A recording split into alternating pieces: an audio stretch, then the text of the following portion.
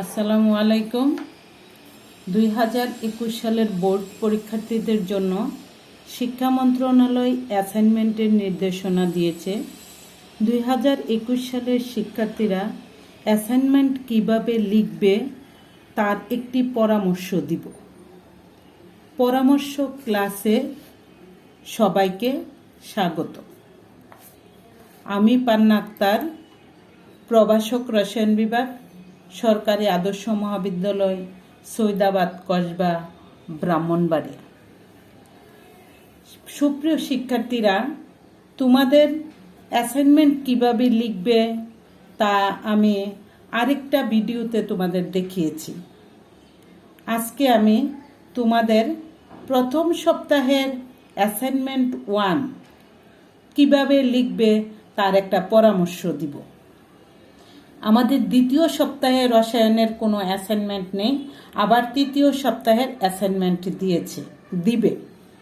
আর মন্ত্রণালয় থেকে 2 সপ্তাহের অ্যাসাইনমেন্ট একসাথে দিয়েছে।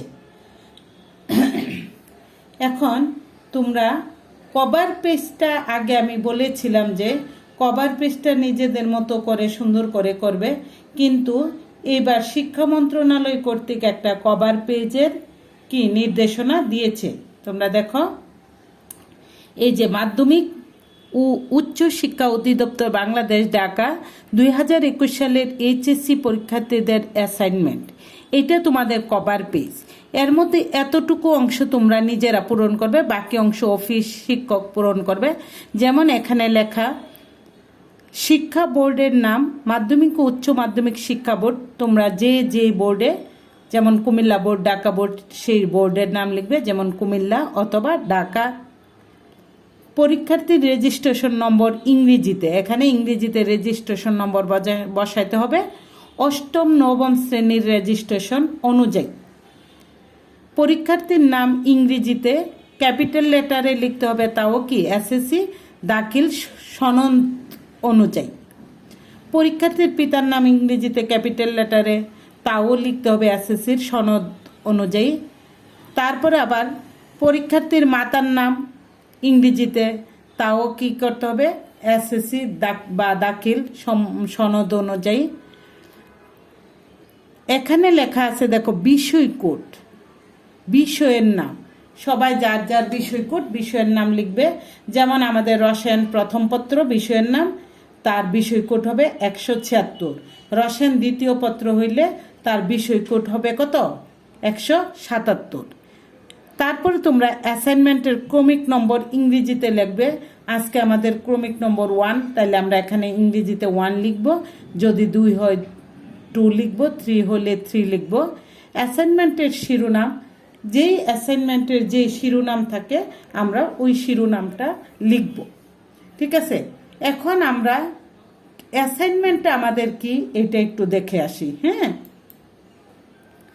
আমাদের অ্যাসাইনমেন্টটা এটা 2021 সালের এইচএসসি পরীক্ষায় অংশগ্রহণকারী শিক্ষার্থীদের জন্য অ্যাসাইনমেন্ট 1, এই যে 1। এখন আমাদের এখানে অ্যাসাইনমেন্ট এটা হয়েছে আমাদের শিরোনাম। শিরোনামটা হইল পরমাণুর মডেল ও ইলেকট্রন বিন্যাস। এটা লিখবো আমরা কোথায়? অ্যাসাইনমেন্টের শিরোনাম। এখন তোমাদের এখানে নির্দেশনা দিয়েছে, এগুলো তোমাদের প্রশ্ন, এগুলো তোমরা লিখতে হবে। নির্দেশনাগুলো লিখার সাথে এই নির্দেশকগুলো লক্ষ্য করে লিখতে হবে। যেমন তোমাদের কোতে দেওয়া আছে পরমাণুর মডেল বর্ণনা করো, তাহলে আমাদের পরমাণুর মডেল আছে, রাদারফোর্ডের পরমাণু মডেল, বোর পরমাণু মডেল, অনেক মডেলের বর্ণনা আছে। তাহলে আমরা কোনটা লিখবো? এতগুলো কি লেখা যাবে? তার জন্য এখানে নির্দেশকে দেখো, বোরের পরমাণু মডেলটির সীমাবদ্ধতা সহ ব্যাখ্যা। তার মানে আমাদের বোরের পরমাণু মডেলটির ব্যাখ্যা লিখবো, তারপরে সীমাবদ্ধতা লিখব। খর প্রশ্নতে দেওয়া আছে কোয়ান্টাম সংখ্যা সমূহ বর্ণনা করো।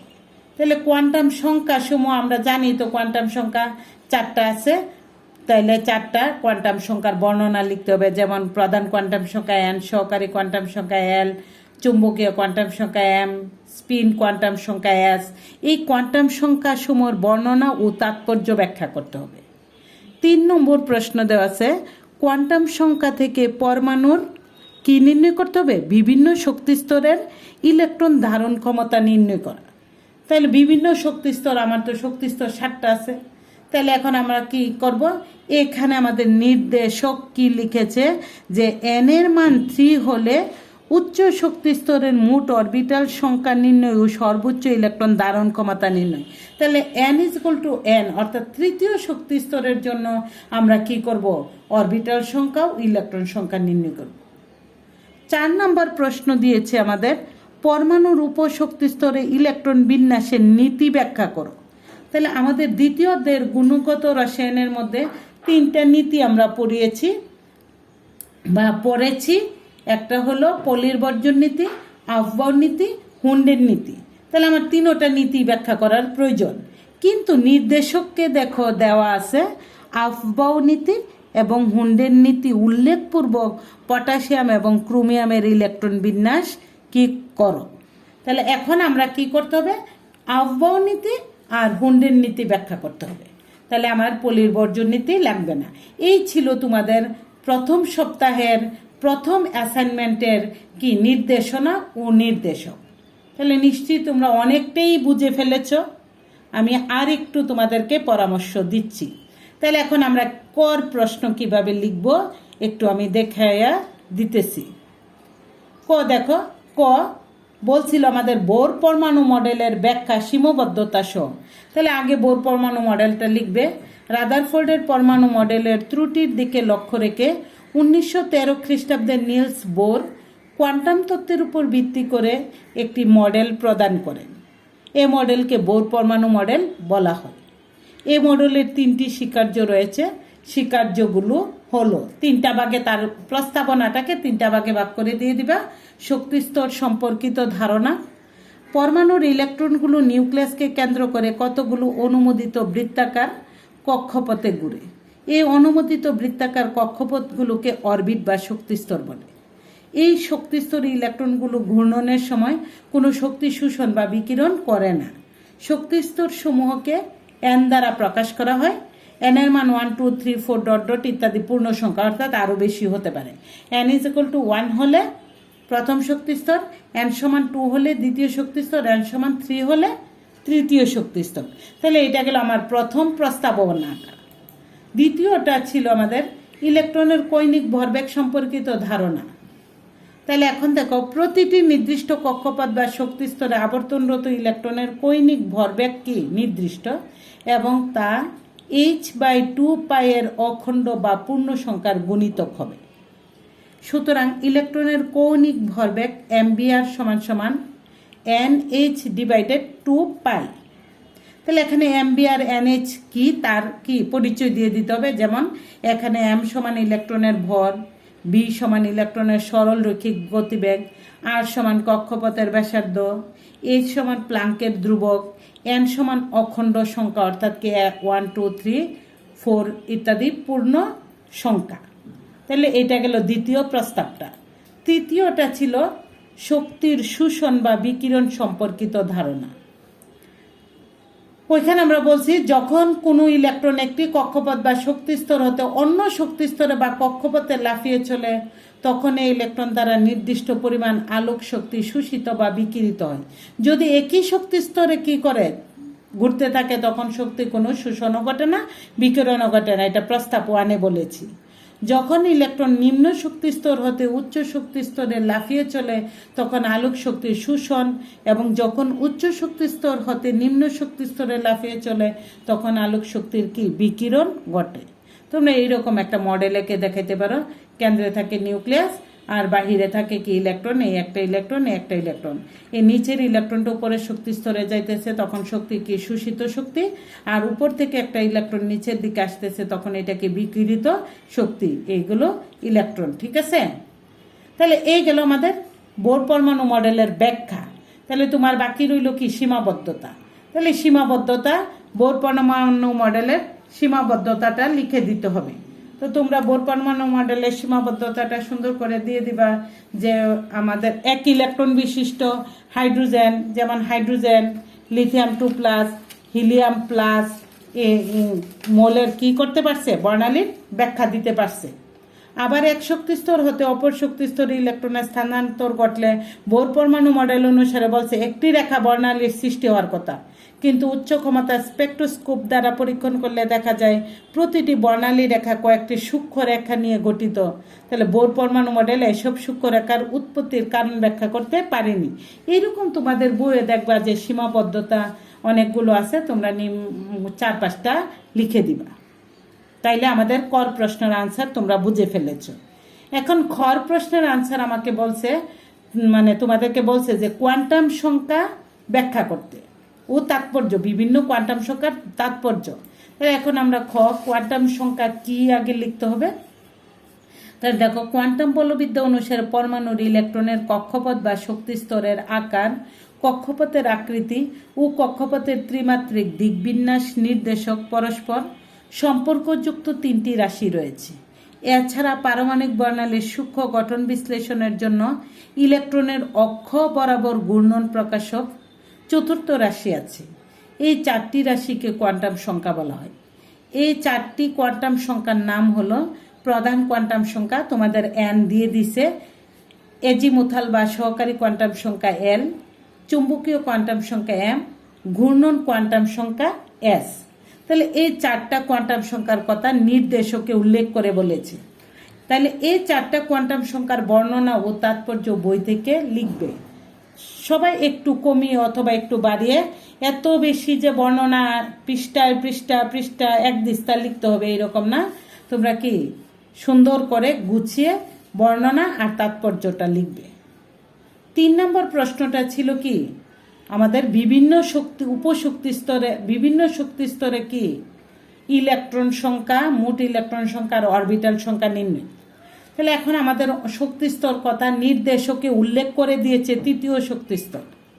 তাহলে আমি এখানে লিখেছি কোয়ান্টাম সংখ্যা থেকে পরমাণুর বিভিন্ন শক্তি স্তরের ইলেকট্রন ধারণ ক্ষমতা নির্ণয়। তাহলে আমাদের কি নির্দেশকে উল্লেখ করে দিছে যে এন এর মান 3। তাহলে প্রধান কোয়ান্টাম সংখ্যাকে আমরা এন দ্বারা প্রকাশ করছি, সহকারী কোয়ান্টাম সংখ্যাকে এল দ্বারা প্রকাশ করছি, চুম্বকীয় কোয়ান্টাম সংখ্যাকে এম দ্বারা প্রকাশ করেছি, আর প্রতি উপস্তরে অরবিটাল সংখ্যাটা নির্ণয় করব। এন সমান 3 হলে এল সমান কি হবে 0, এল সমান 1, এল সমান 2, আর এল সমান 0 হলে এম সমান কি হবে 0, এল সমান 1 হলে এম সমান -1, 0, 1, এল সমান 2 হলে এম সমান কি হবে -2, -1, 0, 1, 2। তাহলে এখন প্রতি উপস্তরে অরবিটাল সংখ্যা, এখানে আমাদের অরবিটাল সংখ্যা এ এম ইজ ইকুয়াল টু 0, শক্তি স্তরটা ছিল 3য় শক্তি স্তর। এল 0-র জন্য আমরা পড়েছি, এগুলো তোমরা জানো নিশ্চয়ই, এস 1 এর জন্য পি, 2-র জন্য ডি। তাহলে 3s অরবিটালে হয় একটি, 3p অরবিটালে হয় কয়টি 3টি, 3d অরবিটালে হয় 5টি, তাহলে মোট 9টি। প্রত্যেক অরবিটালে আমরা জানি বিপরীত স্পিনযুক্ত 2টি ইলেকট্রন থাকে। বিপরীত স্পিনযুক্ত, এখানে 3টা কোয়ান্টাম সংখ্যা, 1টা 2টা 3টা, আর এখানে স্পিনের কোয়ান্টাম সংখ্যাটা নিচে বলছি। প্রত্যেক অরবিটালে বিপরীত স্পিনযুক্ত 2টি ইলেকট্রন থাকে, সুতরাং ইলেকট্রন সংখ্যা 9 × 2 কত 18টি। তাহলে এইটা গেল তোমাদের গড় আনসার। এখন তোমরা কি করবে, 4 নম্বরের আনসার করবে। 4 নম্বরের আনসার দেখো, পরমাণুর উপশক্তি স্তরের ইলেকট্রন বিন্যাসের নীতি। তাহলে আমাকে নীতি বলছে কি, নির্দেশকে বলে দিয়েছে আফবাউ নীতি, হুন্ডের নীতি। তোমরা কি অনেক সুন্দর করে আফবাউ নীতিটা বলবে। আফবাউ নীতিটা কি তোমরা নিশ্চয়ই জানো। ইলেকট্রন বিন্যাসের সময় ইলেকট্রন প্রথমে নিম্ন শক্তির অরবিটালে ইলেকট্রন প্রবেশ করে, পূর্ণ করে তারপর উচ্চ শক্তির অরবিটালে প্রবেশ করবে। ঠিক আছে, তাহলে ওই নিম্ন শক্তি এবং উচ্চ শক্তিটা নির্ভর করে n+l এর মানের উপর। n+l এর মান কম হলে নিম্ন শক্তির, n+l এর মান বেশি হলে উচ্চ শক্তির অরবিটাল। এগুলো লিখবে। লিখে তোমরা তখন এখানে আমাদের নির্দেশকে দিয়েছিল পটাশিয়াম এবং ক্রোমিয়ামের ইলেকট্রন বিন্যাস। তো এখন তোমরা পটাশিয়ামের ইলেকট্রন বিন্যাস করে ফেলবে। যেমন পটাশিয়ামের ইলেকট্রন বিন্যাস 1s2, 2s2, 2p6, 3s2, 3p6, 3d0, 4s1, তাহলে 4s1 3D-তে না গিয়ে 4s-এ কেন গেল? এটি হইল আমাদের কি নীতি? আহ্বাও নীতি। তাহলে পটাশিয়ামের ক্ষেত্রে N+L এর মান দেখো, N+L এর মান, পটাশিয়ামের ক্ষেত্রে N+L এর মান বের করি। 4s এর ক্ষেত্রে N+L কত? 4। তোমরা জানো N এর মান চতুর্থ শক্তি স্তর, S এর জন্য L এর মান 0। 3D এর ক্ষেত্রে N+L এর মান হয়েছে কত? 5। তাহলে এখন শক্তির ক্রম কার কম? 4s এর, তারপরে 3D এর। তাহলে 4s আগে ইলেকট্রন প্রবেশ করবে, তারপরে 3D-তে। তাহলে সুতরাং পটাশিয়ামের ইলেকট্রন বিন্যাস আহ্বাও নীতি মেনে চলে। তারপর তোমরা হুন্ডের নীতি ব্যাখ্যা করবে। হুন্ডের নীতি, তাহলে হুন্ডের নীতি তোমরা পড়েছ, সুন্দর করে লিখবে। একই শক্তি সম্পন্ন বিভিন্ন অরবিটাল ইলেকট্রনগুলো এমনভাবে অবস্থান করবে যেন তারা সর্বাধিক বেজোড় অবস্থায় থাকে এবং তাদের স্পিন কি হবে? একইমুখী হবে। তখন ক্রোমিয়ামের ইলেকট্রন বিন্যাস দেখাবা। ক্রোমিয়ামের 24 ইলেকট্রন বিন্যাস, অথবা এর আগে তোমাদের বইয়ে অক্সিজেনের একটা ইলেকট্রন বিন্যাস অথবা নাইট্রোজেনের একটা ইলেকট্রন বিন্যাস উদাহরণস্বরূপ দিতে পারো, দিয়ে তারপর ক্রোমিয়ামের ইলেকট্রন বিন্যাস লিখবে। ক্রোমিয়ামের ইলেকট্রন বিন্যাস 1s2, 2s2, 2p6, 3s2, 3p6, 3d5, 4s1। তাহলে আমরা বলছি যে একটু আগে যে 4s কে আগে ইলেকট্রন দিব, তাহলে 4s কে 2টা দিব, তারপরে 3d-তে 4। তাহলে তোমরা আগে থিওরি ক্লাসে পড়েছ যে অর্ধপূর্ণ এবং পূর্ণ অবস্থায় অরবিটালের কি সুস্থিতি বেশি, তার জন্য 4s থেকে একটা ইলেকট্রন 3d-তে এনে 3d5। এখন আমরা এটা হুন্ডের নীতি ব্যাখ্যা করব আমরা বক্স পদ্ধতিতে। বক্স পদ্ধতিতে 1s, 2s, 2p, p 3টা, 3s একটা, 3p-তে 3টা, 3d-তে 5টা, আর 4s-এ একটা। এখন ইলেকট্রন দিতেছি। 1s-এ 2টা আছে, একটা ঊর্ধ্বমুখী একটা নিম্নমুখী। 2s-এ 2টি, একটা ঊর্ধ্বমুখী একটা নিম্নমুখী। 2p-তে 6টা, তাহলে প্রত্যেকটাতে 2টা করে ঊর্ধ্বমুখী নিম্নমুখী দিয়েছি। 3s-এ 2টা ঊর্ধ্বমুখী নিম্নমুখী দিয়েছি। 3p-তে 6টা, প্রত্যেকটাতে 2টা করে দিয়েছি। d-তে 5টা, 3d-তে কয়টা? 5টা। তাহলে আমার বিভাজন 5, ডি অরবিটাল বিভাজন কয়টা? 5টা। তাহলে আমাদের এদের স্পিন একইমুখী হবে, হয়তো ঊর্ধ্বমুখী অথবা নিম্নমুখী। তাহলে আমরা ঊর্ধ্বমুখী 5-6টাই দিয়েছি, আর 4s-এ একটা। তার জন্য ক্রোমিয়ামের ইলেকট্রন বিন্যাস কিসের নীতি মেনে চলে? হুন্ডের নীতি মেনে চলে। এই ছিল তোমাদের প্রথম সপ্তাহের অ্যাসাইনমেন্ট, প্রথম রসায়ন প্রথম পত্রের প্রথম অ্যাসাইনমেন্ট। তোমরা সুন্দর করে ক্লাসটা দেখে তোমরা সুন্দর করে লিখবে। আর যারা আমার চ্যানেলটা সাবস্ক্রাইব করো নাই, সাবস্ক্রাইব করবে এবং পাশে থাকা বেল আইকনে চাপ দিবে, যাতে আমার যে ভিডিও করি ওই ভিডিও তোমাদের কাছে সহজে পৌঁছে যায়। সবাই ভালো থাকবে, সবাইকে ধন্যবাদ।